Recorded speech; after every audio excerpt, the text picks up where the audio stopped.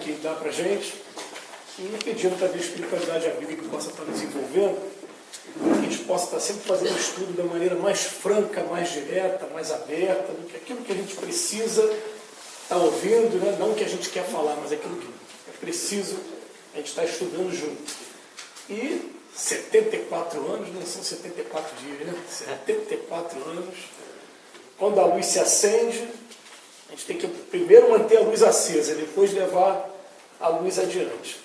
Então, hoje o estudo vai ser um estudo, ao mesmo tempo que é comemorativo, também vai estar falando sobre os nossos desafios agora enquanto trabalhadores da última hora e a missão da Casa Espírita agora no século XXI.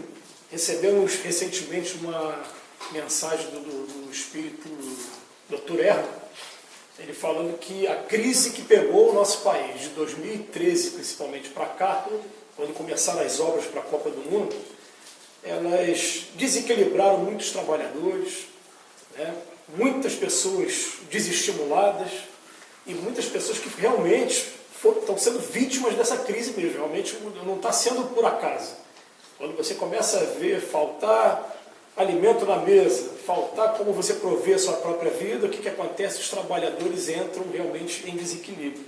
Ele fala assim, muitas pessoas ainda despreparadas também para alguns desafios, e está pedindo a gente nesse momento uma atenção muito grande, uma união muito grande com eles do plano espiritual, para que a gente entenda qual está sendo o papel da Casa Espírita nesse momento, qual é o nosso papel principalmente.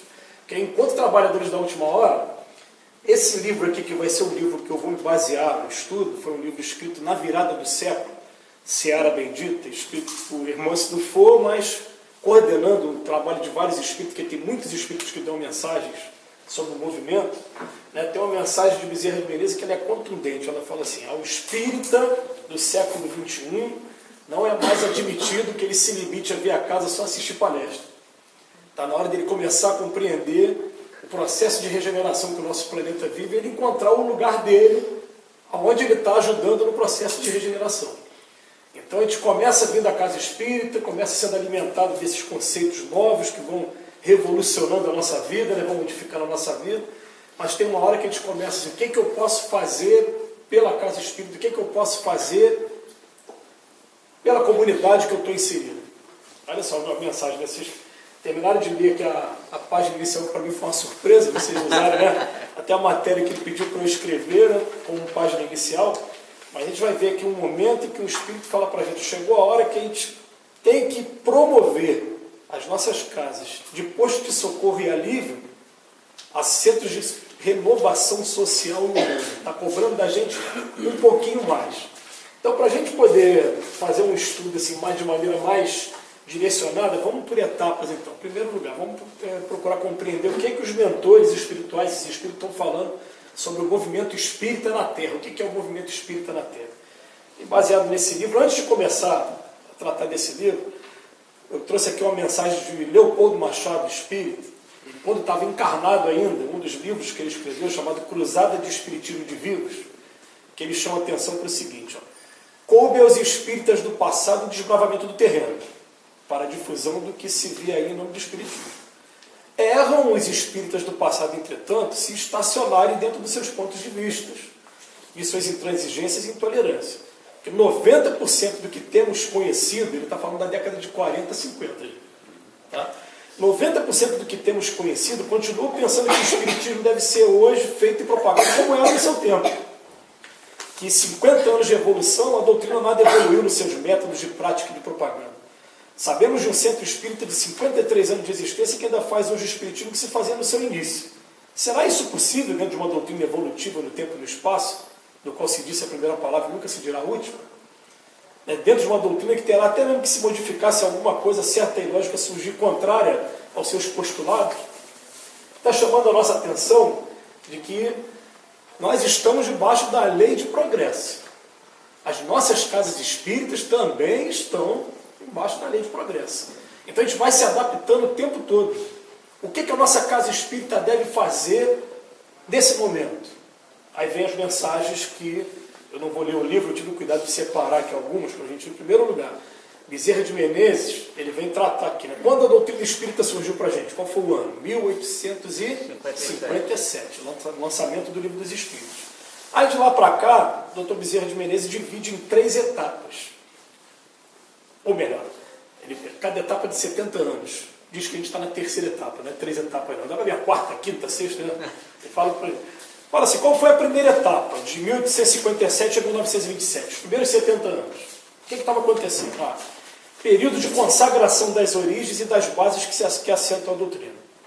Heróis da tenacidade e fibra moral dispostos a imolar-se pela causa. Você vai encontrar assim, espíritos com uma doçura enorme, com um bom senso e uma lógica e uma paciência para os ataques que estavam acontecendo. Então você vai pegar a história de Eurípides Barçanufo, do próprio Bezerra de Menezes, de Caimar Schutter, vai pegar a história de Leopoldo Machado já no século XX, né? Não no século XIX, mas ainda fazendo um pouquinho parte desses primeiros momentos. E quem são esses espíritos? Espíritos que vieram com uma certeza muito grande, com uma calma muito grande, sendo desafiados o tempo todo, sendo atacados e estabelecendo primeiro as bases. Tá. Aí depois o segundo período, que vamos botar que começa em 1927 foi até 1977, os outros 70 anos. Esse foi o período da proliferação. Foi a hora que a gente começou a divulgar a doutrina espírita, né? Depois que eles trouxeram a base, agora vamos divulgar. Então aí aparece Chico Xavier, aparece Divaldo Pereira Franco, o trabalho que o Chico fez principalmente, né? A gente vai dividir o trabalho psicográfico dele em 4 partes. Né? Primeiro ele receber as poesias, depois ele receber os livros mesmo, mas depois ele receber o Correio de Amor, que foi um trabalho que ele fazia no Centro Espírita lá em Uberaba, que ele fazia o seguinte, ele recebia 60 pessoas, né? As pessoas dormiam, chegavam no centro, quarta-feira dormiam na porta do centro, fazia uma triagem na sexta-feira, na hora do almoço, mais ou menos, e depois à noite tinha uma reunião em que ele trazia informações dos filhos, principalmente, que haviam desencarnado. Aquele trabalho talvez tenha sido um dos mais importantes, junto com os livros, é claro. Porque o que acontece? Ali a pessoa tinha certeza, foi meu filho que me deu aquela mensagem. E muitas daquelas pessoas continuaram sendo católicos, continuaram nas suas religiões, mas dali saíram com a certeza da imortalidade da alma. Então, no segundo momento, foi da proliferação, aumentar as obras sociais que tem pelo Brasil, aumentar o número de casas espíritas, né? As nossas casas espíritas surgindo por aí. E o terceiro momento, que é o nosso agora. Olha a responsabilidade que eles chamam para a gente poder situar, né? Ele fala assim, ó, penetramos agora no terceiro portal de mais 70 anos, que vai de 97 até 2067. Né? Agora pretende-se a maioridade das ideias espíritas. Nós estamos no século do sentimento, no século do espírito. Então ele fala aqui, ó, é necessário atestar a vitalidade dos postulados espiritistas como uma alavanca de transformação social e humana. A sua influência na cultura, nas artes, na ciência, nas leis, na filosofia e na religião, conduzirá as comunidades que lhe absorverem os princípios a novos rumos para o bem do homem, através da mudança do próprio homem. Aí ele fala isso em 1997, o que acontece? Perceberam que começou a aumentar o número de filmes espíritas, né? Primeiro veio o filme da biografia do Chico, mas depois veio o filme Nosso Lar, depois veio A Vida Continua, depois veio As Mães de Chico, depois veio o filme sobre aborto, né? Os filmes estão começando a aumentar, as peças de teatro por aí. Pode tirar o chapéu para esses pioneiros aí, né? Bandeirantes. Renato Pietro está indo nesse meio, né? Nossa homenagem a ele. Bandeirantes. E as várias peças por aí. Está falando de influência na cultura, nas artes, na ciência, mostrando o quê? Imortalidade da alma. Lei de causa e efeito. A gente está começando a chegar nesse momento aqui. A gente já observou aqueles primeiros espíritos passar o momento da intolerância, passar o momento que seu Altivo contava, por exemplo, lá no Leon Denis, que os primeiros espíritas eram todos fichados em delegacias. Aqui foram, todos os fundadores foram fichados. Todos os fundadores daqui foram também, né? Olha só, por quê? Porque a religião oficial da República Brasileira era o catolicismo. Quem não fosse católico não fomos só nós, não. Os protestantes também foram na época, né? Tamanha dificuldade que se tinha. Eles passaram por esse período e deixaram agora para a gente isso, transformação social e humana. Aí vem esse espírito, está na mensagem aqui que a gente leu, convidando a gente, falando assim, está numa casa espírita, chegou a hora que a gente tem que promover a nossa casa espírita de posto de socorro e alívio que ela já é, mas agora núcleo de renovação social e humana, através de incentivo ao desenvolvimento de valores éticos, enfim.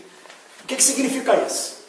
Significa que a gente está começando a contar muito, esperar muito, a iniciativa de vocês que estão chegando a casa, da observação aqui ao redor, o que a nossa comunidade está precisando de maneira mais emergente.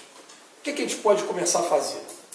É o trabalho da cesta básica que a maioria das pessoas fazem. A questão é assim, a gente está o tempo todo estimulando, chegue na casa espírita, procure primeiro a diretoria da casa espírita e fale assim, aonde eu posso ajudar? Vamos descobrir que mediunidade, às vezes é muito mais médium que está com a vassoura na mão do que quem está participando da reunião mediúnica. Tá? Para ser médium mesmo, é só a gente começar a pensar assim, eu quero fazer a diferença na vida de alguém. A gente tem que começar a pensar dessa maneira. Eu estou começando a estimular os trabalhadores lá da nossa casa, Leopoldo Machado, por exemplo, quem trabalha na livraria. Eu chamei o pessoal da livraria e falei, livraria de casa espírita não é para tirar lucro, não.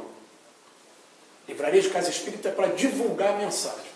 Então cabe a vocês, não só essa administração toda de livro, de preço, né? Ver quem são as editoras que estão lançando promoção, onde tem bienal, não é só isso, não. Cabe a vocês também começar a olhar para cada um e pedir a Deus mesmo, pedir aos espíritos, falar assim, eu quero entender o espírito, eu quero sentir o espírito, aquele ali tem tendência depressiva, vou pegar um livro da livraria, vou dar de presente para ele, vou fazer uma promoção para ele, vou indicar o livro para ele de alguma maneira, aquele ali tem tendência ao suicídio, vou tentar de alguma maneira fazer aquela mensagem chegar até ele. A gente começar a sentir primeiro o prazer de você estar trabalhando para Jesus, para depois você começar a compreender o fenômeno da mediunidade. Vocês querem ver uma coisa gostosa que aconteceu na nossa casa agora recentemente? Como a gente está passando um período de dificuldade, eu falei no início, e vou trabalhar mais esse conceito daqui a pouco, né? O que está acontecendo? Eu tenho feito esse ano sempre um convite para que nós, quando a gente estiver acordando, a gente envolva os trabalhadores que estão com a gente naquele trabalho que vai acontecer no dia. Então, por exemplo, quarta-feira é um dia que na nossa casa acontece um trabalho chamado Visita Dr. Erro.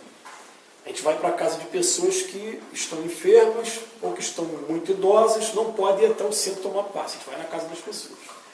Então eu pedi desde o início, falei assim, toda quarta-feira, no mínimo quarta-feira, o ideal seria todo dia. Mas quarta-feira a gente vai fazer uma prece envolvendo todos os trabalhadores, primeiro os trabalhadores da casa, né? A harmonia nossa. Então nós estamos contando, por enquanto, com poucos trabalhadores, são 18. Então ainda dá para guardar o nome de todo mundo, né?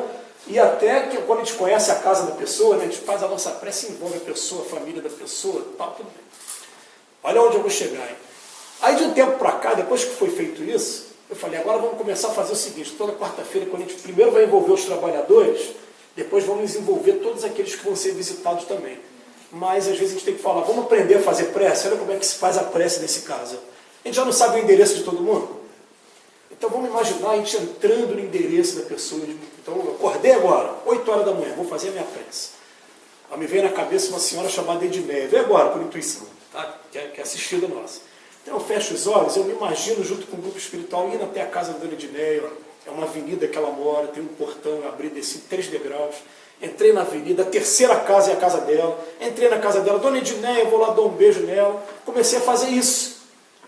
Aí surpresa, a gente chega na casa da dona Edneia, a dona Edneia fala para a gente, você sabe que por volta de 8 horas da manhã, eu tive a impressão de que o grupo de Leopoldo esteve aqui, acho que você até estava junto também. Ué, mas não é isso que a gente estuda no livro dos Espíritos, tem uma emancipação da alma? Não é isso? Eu não estava fazendo isso, o Espírito está onde? Onde está o pensamento. Então naquele momento eu comecei a direcionar, então a gente vai começar a ter as aulas práticas, sem perceber, né, através da prática da caridade, quando você começa a doar o seu tempo, o seu coração para as pessoas que estão ali envolvidas naquele trabalho. Então, primeiro ele veio falar para a gente, o momento é de dificuldade, está sendo de dificuldade, mas quanto mais o grupo se mantiver unido, vamos prestar atenção nisso, ó, e fazendo, cumprindo o seu trabalho, o que acontece? Os espíritos têm confiança naquele grupo e começam a mandar os assistidos. Então eu cheguei perto da Rose Maria, né, falei, dei um abraço nela num domingo de manhã na Malé, falei, como é que está o trabalho? Ela, olha a casa, Enquanto a casa estiver assim, é porque os espíritos estão confiando na gente. Estão mandando gente para cá. Agora, começa a haver qualquer desunião entre aquele grupo, o que acontece? Os próprios espíritos falam, o momento já está sendo tanto de crise, aí começa a afastar um, afastar. Então, primeira coisa, manter o nosso foco mesmo. Estou falando primeiro, antes de falar da casa espírita, falar enquanto trabalhador espírita mesmo, né? Então, manter a união entre o grupo que a gente elegeu para trabalhar. Eles falam para a gente, a semeadura é livre, vocês escolhem o que vocês quiserem fazer. Chega na casa espírita, ó, um dos trabalhos mais importantes da casa espírita é aquele de ficar na porta, recebendo a pessoa pela primeira vez com uma página e um sorriso amigo. Um dos trabalhos mais importantes então, é a porta de chegada. Se você pegar uma pessoa mal-humorada, a vibração dela não for boa, você vai falar, fui naquela casa, não me senti bem. Quem é a segunda pessoa que a gente vê depois quando entra na casa espírita? Tem que andar sentado aqui na direção. Né? Então a pessoa também tem que ter essa consciência. E aí a gente começa a desenvolver, escolhe o trabalho que vocês quiserem. Tem gente que fala assim, eu não sei falar em público. Tá, mas a gente esquece que é muito melhor uma conversa olho a olho no momento que a pessoa está no momento de dor, por exemplo, perdeu um ente querido, está desempregado, né? É muito melhor você falar quando doutrina espírita com essa pessoa do que às vezes falar aqui da frente. Aqui na frente está falando de uma maneira ampla, de uma maneira, né, direcionada para público, mas quando você fala olho a olho, isso qualquer um tem condições de fazer.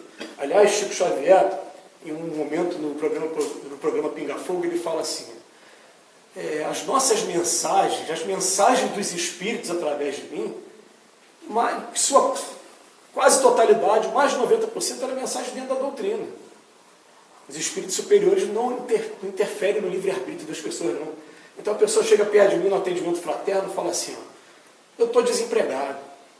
Aí a pessoa vai falar, nós estamos vivendo num mundo de expiações e provas. Né? Esse mundo de expiação e prova é um mundo em que a gente busca a estabilidade o tempo todo, mas o que ele faz? Ele tira a estabilidade da gente, porque ele está querendo testar a sua inteligência, a sua capacidade de dar a volta por cima.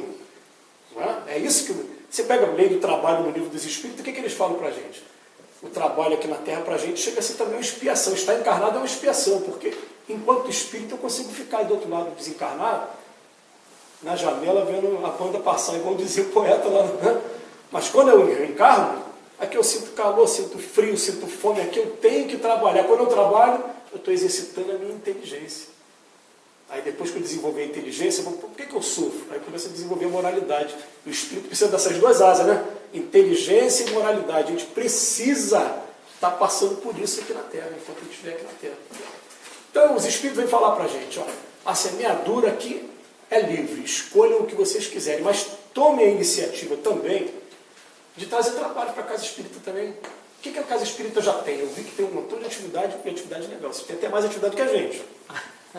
Tá? Vocês têm mais atividade que a gente. Isso é muito legal. Eu fico assim, sonhando em arrumar um monte de gente para botar mais cursos, né? Mas eu sou responsável pelo setor de curso lá na nossa casa. A gente vai chegar lá.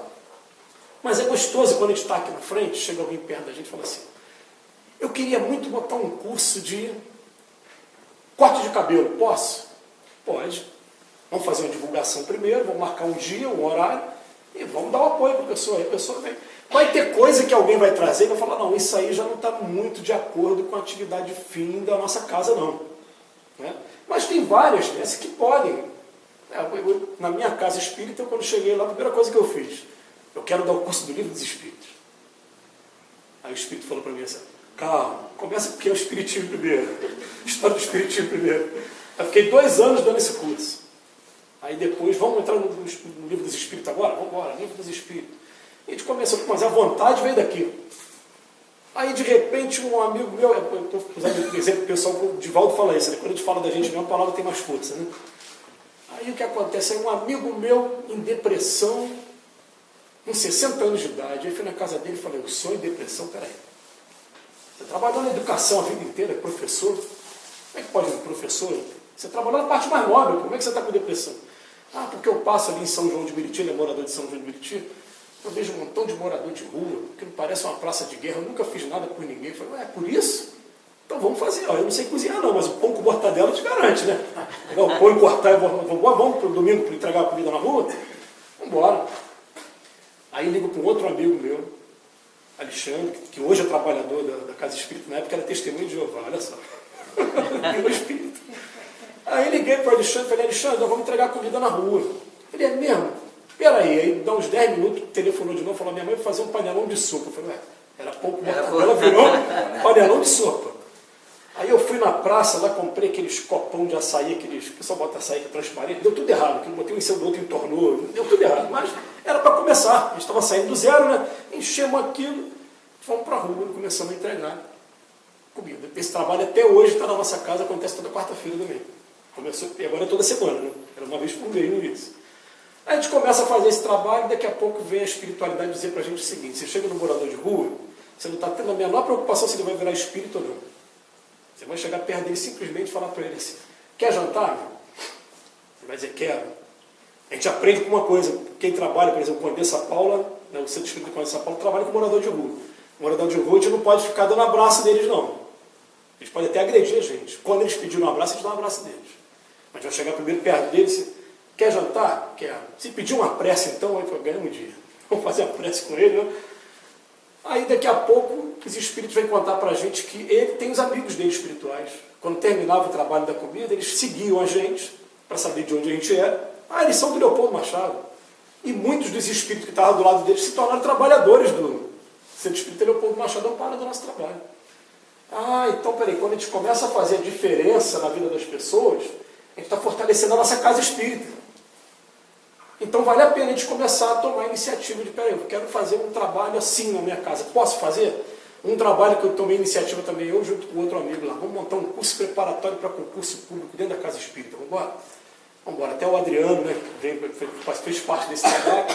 Aí montamos. Só que quando foi fechando a janela de concurso público, o pessoal desinteressou, hoje não tem turma nenhuma, o trabalho acabou.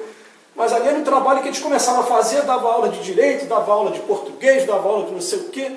Aí daqui a pouco a pessoa falava assim, mas quanto é o curso? Não, o curso não tem preço, é de graça. Vocês são o quê? Espírita? Aí a pessoa sem ser espírita, mas como é que eu faço para conhecer isso aqui? Aí veio um dia no curso do Livro dos Espíritos, teve aluno que se tornou espírita, teve aluno que falou, não, não consigo aceitar a ideia da reencarnação, vou ficar só na aula mesmo. E foi para a aula. Então eles pedem para a gente, vamos tomar a iniciativa de trazer trabalhos novos para a casa espírita, promovendo o ser humano, de alguma maneira. E qual é a melhor maneira da gente promover o ser humano? É através da educação, não tem jeito. Né? Então, olha só. Primeiro ele vem falar para a gente, né, dessas 3 fases, e vem dizer para a gente que nós estamos na fase de atestar a vitalidade dos postulados espiritistas. Estão cobrando da gente agora o exemplo. Não está valendo mais para a gente espírita agora só falar e na hora chegar e fazer coisa diferente. Olha, eu vou ser muito sincero com vocês. Eu de 2017 para 2018 eu fiz aquele balanço na minha vida e falei, meu Deus, eu tropecei tantas vezes esse ano, eu vou parar. Não vou mais para frente para falar não, porque eu vou falando, os espíritos estão me ouvindo falar, depois eu faço diferente. É aquela coisa instintiva, né? Pisou no pé, você... Aí vem uma mensagem do espírito para mim, lá em Nova Iguaçu, falando assim, meu filho, continue estudando e divulgando a doutrina espírita, porque quanto mais a gente estuda e divulga, mais a nossa consciência cobra da gente a prática. Nós estamos acompanhando, se vocês tivessem a noção do cenário que vocês estão inseridos, das tentações que vocês estão sendo provocados o tempo todo, das provocações, vocês não estão tendo essa visão mais ampla que nós estamos tendo daqui. Nós estamos do seu lado, bota aqui na mensagem, né? Somente lobos caem em armadilha para lobos, o bom pastor saberá defender suas ovelhas.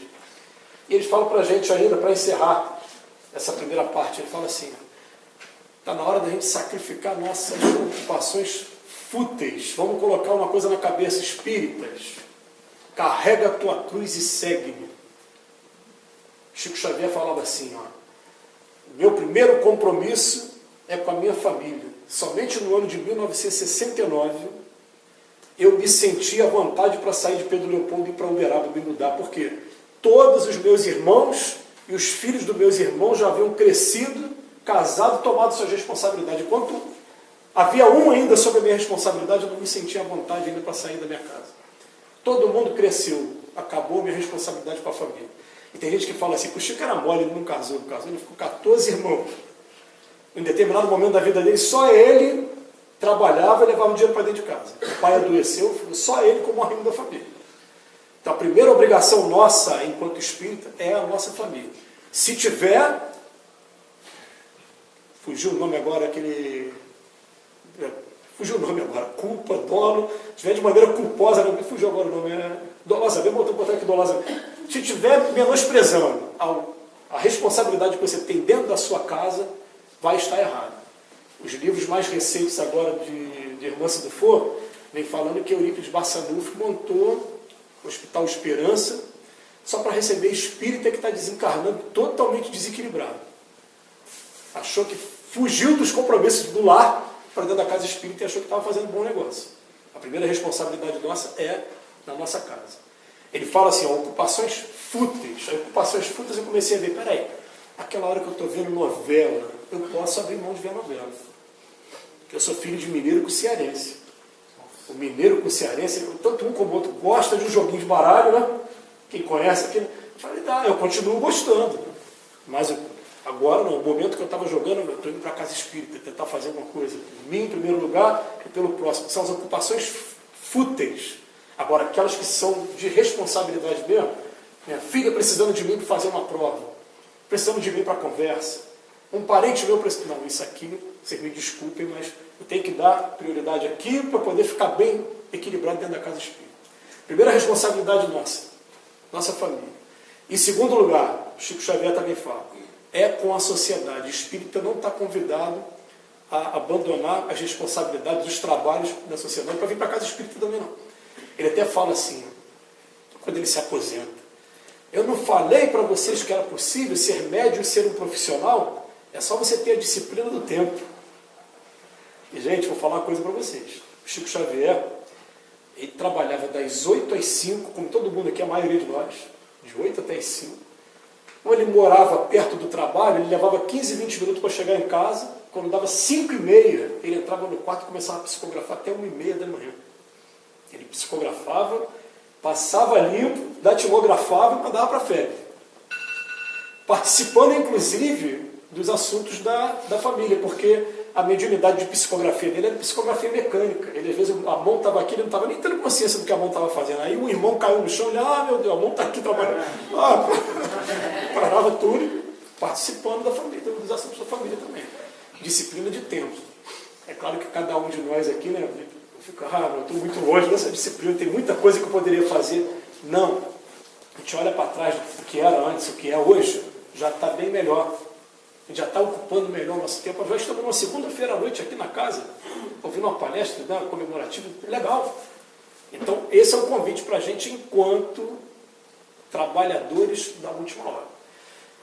Tem um outro detalhe também, eu separei alguns textos aqui para a gente.